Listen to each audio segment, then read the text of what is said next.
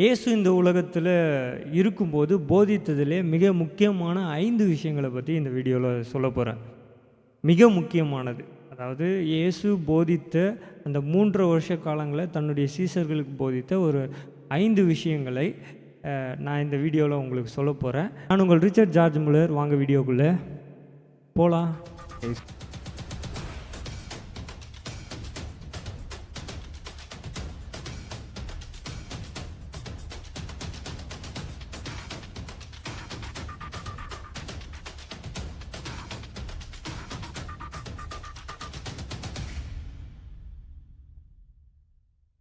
Okay, இயேசு இந்த உலகத்தில் இருக்கும்போது அற்புத அடையாளங்களை மட்டும் பண்ணலை, அநேகருக்கு உதவிகளையும் செய்தாங்க. அநேகருக்கு அநேக போதனைகளை என்ன பண்ணாங்கன்னா செய்தாங்க. சிறுகதைகளையும் ஓமைகள் அப்படின்னு பைபிளில் சொல்லுவோம். இயேசு இந்த உலகத்தில் அந்த டீச் பண்ண மிக முக்கியமான 5 விஷயங்களில் முதல் விஷயம் என்னென்னா, ஃபஸ்ட் விஷயம் love your neighbour as your self அப்படின்னு ஆண்டவர் சொல்லுவாங்க. உன்னுடைய பக்கத்து வீட்டில் இருக்கிறவங்கள என்ன பண்ணுங்கள், அன்பு செலுத்துங்க. யூதர்களுக்கு இருக்கிற மிகப்பெரிய கடினமான விஷயம் என்னென்னா இதாக தான் இருந்துச்சு. யூதர்களாக இருந்தாலும் வேதப்பாரர்கள், பரிசேயர், சதுசேயர் இவங்களுக்கு இருந்த மிகப்பெரிய விஷயமே இதுதான். ஏன்னா தன்னுடைய பக்கத்து வீட்டாளர்களை ரொம்ப கீழே தான் என்ன பண்ணாங்கன்னா நினச்சாங்க. நீங்கள் யூதர்களோட முக்கியமாக பரிசேயர், சதுசேயர், வேதப்பாரர்கள் இவங்களுடைய அந்த ஹிஸ்டாரிக்கல் விஷயங்களை எடுத்து பார்த்தா தெரியும், ரொம்ப தீண்டாமையாக இருந்தாங்கன்னு தான் நான் சொல்ல முடியும்.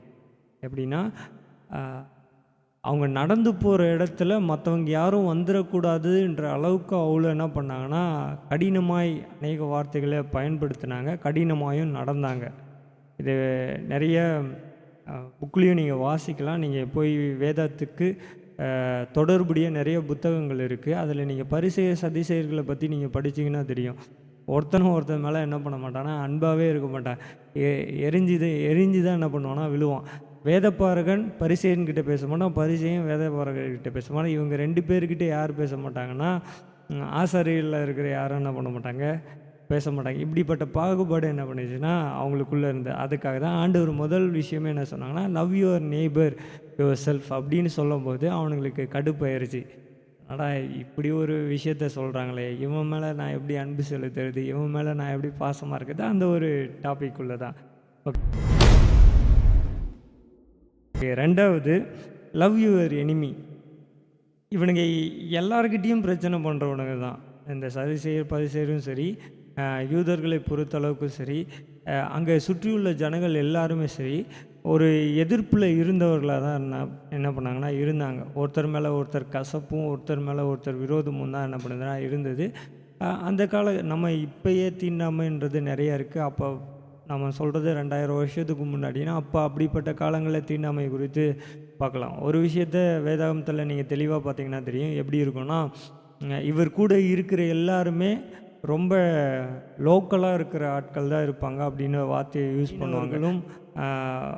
வரி வசூலிக்கிறவர்களும் எல்லாராலும் புறக்கணிக்கப்பட்டவர்கள் தான் யார் கூட இருந்தாங்கன்னா இயேசு கூட இருந்தாங்க. இதே மிகப்பெரிய கான்ட்ரவர்சியாக அந்த காலத்தில் இருந்தது. எனிமி அது சொல்ல காரணம் என்னென்னா, நான் பண்ணுறேன், அதை நீங்களும் என்ன பண்ணுங்கள். நீங்கள் இவங்களெல்லாம் எனிமியாக பார்க்குறீங்க, இவங்கெல்லாம் எனிமி கிடையாது, நான் இவங்க மேலே அன்பாக இருக்கிறேன் அப்படின்னு 2வது விஷயத்த சொல்கிறாங்க. 3வது ஒரு விஷயம், ஃபர்கிவ் அதர்ஸ் அப்படின்ற வார்த்தையை ஆண்டவர் சொல்கிறாங்க. மற்றவர்களை மன்னிக்க என்ன பண்ணிக்கோங்க, பழகிக்கோங்க. 3வது விஷயம் நான் சொல்கிறத அவரும் அந்த வாழ்க்கையில் தன்னுடைய வாழ்க்கையில் இயேசுவும் அதை என்ன பண்ணாங்கன்னா கடைபிடிச்சாங்க. இயேசுவோட வாழ்க்கையில் ஆரம்பத்தில் 3 வருஷம் ஊழியத்தில் கூட இருந்தவர்களே இயேசு என்ன பண்ணாங்கன்னா மறுதளித்தாங்க. அவங்களையும் ஆண்டவர் என்ன பண்ணாங்கன்னா மன்னிச்சாங்க. அதே போல் சிலுவையில் இருக்கும்போதும் 2 கள்ளர்கள் இயேசு என்ன பண்ணாங்கன்னா அதில் ஒரு கள்ளன் இயேசு ரொம்ப கேவலமாக என்ன பண்ணாங்க பேசினாங்க. அந்த இடத்துல உனக்கு மன்னிக்கப்பட்டது, உன்னுடைய பாவங்கள் மன்னிக்கப்பட்டது அப்படின்னு என்ன பண்ணுறாரு, பக்கத்தில் இருந்த கைதியும் பார்த்து ஆண்டவர் என்ன பண்ணுறாங்க சொல்கிறாங்க. ஓகே, ஃபர்கிவ் அதர்ஸ் அப்படின்ற வார்த்தையை ஆண்டவர் யூஸ் பண்ணுறாங்க. ஓகே, 4வதாக இருக்கிறது சர்வ் அதர்ஸ்.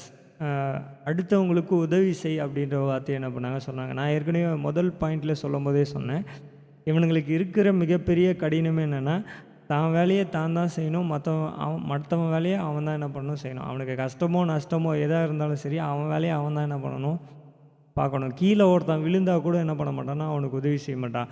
நீங்கள் நல்ல சமாரியன் அப்படின்ற ஒரு ஸ்டோரியை ஆண்டவர் சொல்லும்போது அதில் சொல்லுவாங்க, அநேகர் அந்த பாதையில் போனாலும் ஒருத்தரும் என்ன பண்ண மாட்டாங்கன்னா, உதவி செய்ய மாட்டாங்க. அதில் வேதபாரகர் போவாங்க, ஆசாரியர்கள் போவாங்க, பெரிய பெரிய ஆட்கள் போவாங்க. யாருமே அதுக்கு உதவியே செய்ய மாட்டாங்க. ஏன்னா, என் வேலையை நான் செய்கிறேன், கீழே விழுந்தியா நீ எழுந்து என்ன பண்ணு.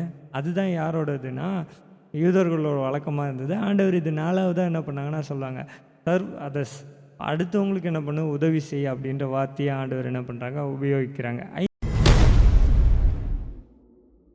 5வதாக ஆண்டவர் சொன்னது என்னென்னா, ஹேவ் ஃபெய்த் அப்படின்ற வார்த்தையை தான் என்ன பண்ணுறாங்கன்னா யூஸ் பண்ணுறாங்க. இந்த ஃபெய்த் அப்படின்றது என்னென்னா, கடவுள் மேலே இருக்கிற நம்பிக்கையை என்ன பண்ணணும், பலமாக வைக்கணும். இதை யூதர்களுக்கும் சரி, அந்த காலகட்டத்தில் வாழ்ந்தவங்களுக்கும் சரி, ரோம பேரரசு மேலே தான் அவங்களுடைய மோஸ்ட்லியான நம்பிக்கை என்ன பண்ணுறதுனா இருந்தது. எதுனாலும் சரி அவங்க ரோமர்களத்தில் தான் போவாங்க. நீங்கள் இயேசுவோட அந்த சூழ்நிலையை நீங்கள் அந்த கடைசி அந்த சிலுவையை எடுத்துகிட்டு போகும்போது கூட அந்த கடைசி இவங்க நினச்சிருந்தா அநேக காரியங்களை பண்ணியிருக்கலாம். ஆனால் இவங்க எல்லாத்துக்கும் எங்கே தான் போனாங்கன்னா யூதர்கள் அதர்ஸ் மேலே தான் வச்சாங்க. இவங்க நல்லதாக இருந்தாலும் சரி, கெட்டதாக இருந்தாலும் சரி, வீட்டில் எந்த ஃபங்க்ஷனாக இருந்தாலும் சரி, திருவிழா எதாக இருந்தாலும் சரி, அவங்களுடைய ஃபெய்த் யார் மேலே இருந்தாலும் மற்றவர்கள் மேலே இருந்தது. அதுக்கு தான் அவர் எப்படி சொல்கிறாருன்னா, உங்கள் ஃபெய்த் யார் மேலே இருக்கணும்னா ஆண்டவர் மேலே என்ன பண்ணணும் இருக்கணும், கடவுள் மேலே இருக்கணும், பிதா மேலே இருக்கணும். உங்களுக்கு பிதா மேலேயும் நம்பிக்கை இல்லை, நீங்கள் முழு நம்பிக்கை யார் மேலே வைக்கிறீங்கன்னா அரசாட்சி மேலேயும் அரசாங்கத்து மேலே தான் வைக்கிறீங்க அப்படின்ற குற்றச்சாட்டை வைத்தாங்க. இந்த 5 உபதேசங்கள், இந்த 5 விஷயங்களை தான் ஆண்டவர் எல்லா இடங்களிலும் ஆணித்தரமாக சொன்னது. இந்த 5 விஷயத்த சொன்னதுனால தான் யூதர்கள் அவ்வளோ சீக்கிரம் இயேசுவை என்ன பண்ணல, ஏற்றுக்கொள்ளலை. இதை ஃபாலோ பண்ணவங்க இயேசுவை என்ன பண்ணாங்கன்னா ஏற்றுக்கொண்டாங்க. அது அவங்களுக்கு சந்தோஷமாகவும் மகிழ்ச்சியாகவும் இருந்தது. இந்த 5 விஷயம் உங்களுக்கு புரிஞ்சிருக்குன்னு நினைக்கிறேன். உங்களுக்கு பிடிச்சிருந்தால் அப்படியே லைக் பண்ணிக்கோங்க, அப்படியே இந்த சேனலையும் சப்ஸ்கிரைப் பண்ணிக்கோங்க. முக்கியமாக சொல்கிறேன், இது உங்களுக்கு பிரயோஜனமாக இருந்துச்சு, ஓகே இது சூப்பராக இருந்துச்சு, இந்த டாபிக் நல்லா இருந்துச்சு அப்படின்னா கீழே கமெண்டில் இது நல்லா இருக்குது ப்ரோ, இதையே அப்படியே ஃபாலோ பண்ணுங்கன்னு சொல்லுங்கள். இந்த மாதிரி ஒரு 5 விஷயமாக பைபிளில் சரி, பைபிளுக்கு சம்மந்தம் இல்லாமல் வெளியே இருந்தும் சரி, அதே போல் ஹிஸ்டாரிக்கலில் இருந்தும் சரி நிறைய நோட்ஸ் எடுத்து வச்சுருக்கேன். அப்படியே கண்டினியூ என்ன பண்ணலான்னா இந்த சேனலில் பேசுவோம். வீடியோவில் சந்திக்கிறோம். This is Richard George Muller, chair off. Bye. Have a nice day.